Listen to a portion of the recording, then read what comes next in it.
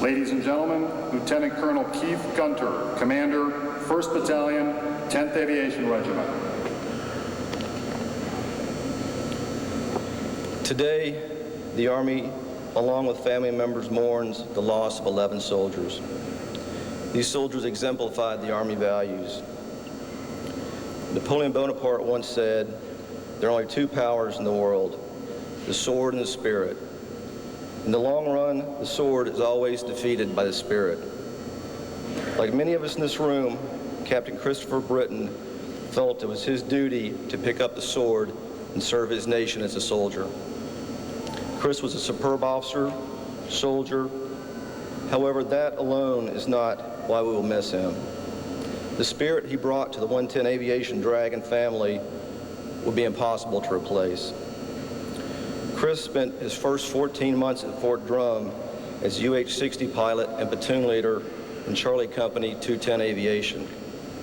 He then joined us, Task Force Dragon, to round out our battalion as an assault liaison officer, battle captain, and training officer in preparation for our deployment to Kosovo.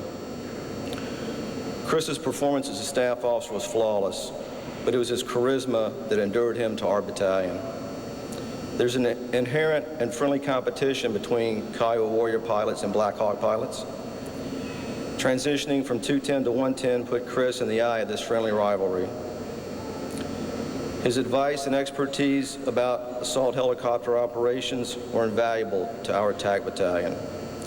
He was energetic, resourceful, and full of life. That and his ability to take a ribbing and jab back put Chris in the inner circle of an attack battalion. As we waited for news on Tuesday, fearing the worst but hoping for the best, I, like so many others, tried to put this tragedy into perspective. Even now, I am unable to find adequate words to soothe the pain we're all feeling. I cannot explain why so many have to bear such an immeasurable loss. I believe the Army reflects of the great soldiers in it. Right now, we are poorer for the loss of Captain Britton. In his 2 years with us, the spirited officer touched many lives. He enriched his section, the soldiers he dealt with, and the battalion as a whole. Chris Britton, the officer, the soldier, the man is gone, but his incredible spirit will live in our battalion, and the officers, the soldiers he worked with, and most importantly, his spirit will live in the many friends he's made throughout his life. Captain Britton, from one Army aviator to another, Dragon 3 Alpha, Dragon 6, fly to glory.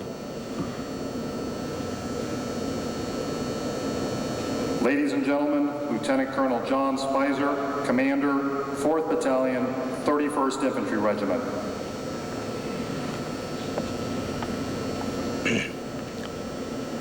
Today we are brought together by a tragic event, one which I believe will mark all of us forever. But what we are really here for is to honor these 11 soldiers who gave their lives in the service of their country. I'm proud of all of them, infantrymen and aviators alike, polar bears, nighthawks, and dragons.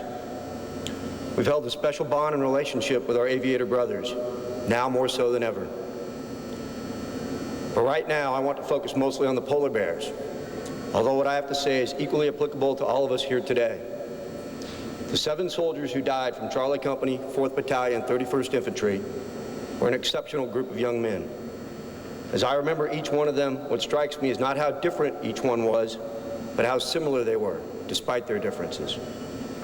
Staff Sergeant Pavlich, Sergeant Harapko, and Sergeant Eichenlaub held 3 different MOSs, had 3 different styles, but they were 3 very fine leaders, and I was always proud of what they did for us.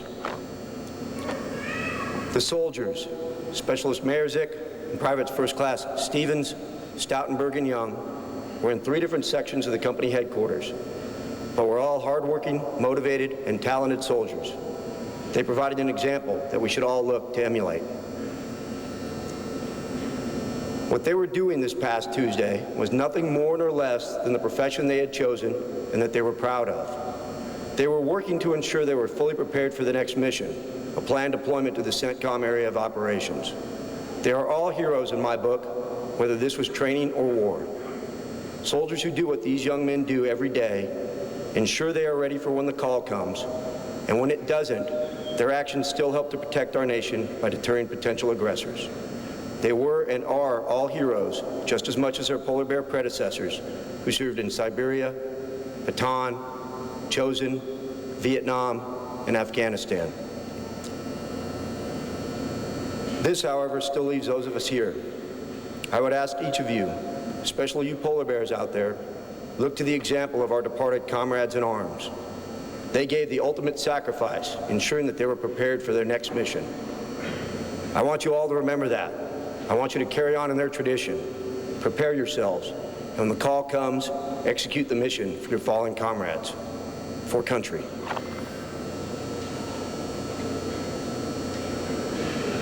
Ladies and gentlemen, Lieutenant Colonel Scott Ziegler, Commander, 2nd Battalion, 10th Aviation Regiment.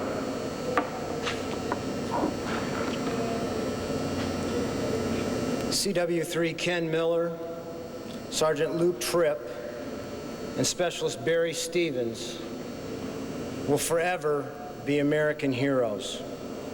3 of America's finest who served our country with pride.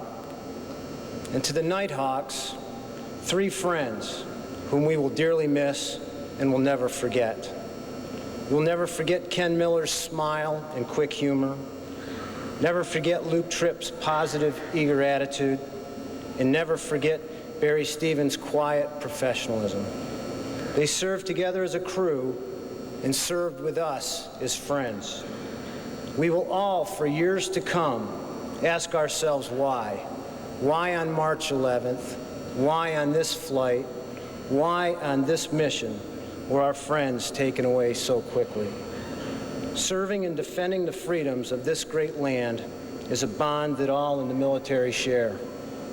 The profession of arms is fraught with danger, risk, and sacrifice.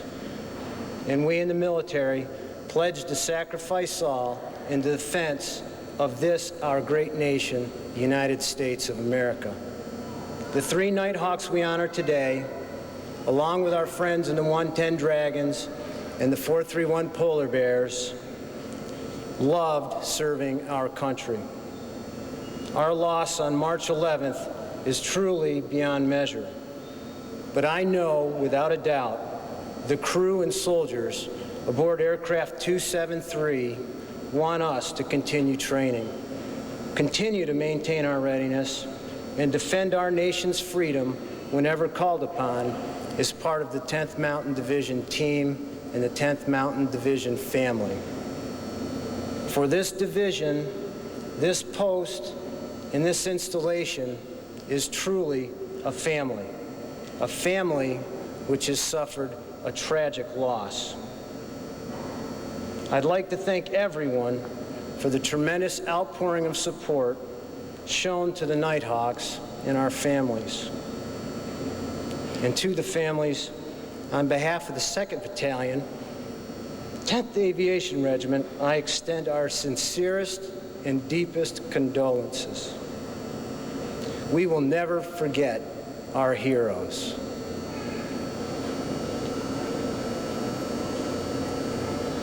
Ladies and gentlemen, Chaplain Ken Sampson, 10th Mountain Division Chaplain, with a memorial prayer and the meditation.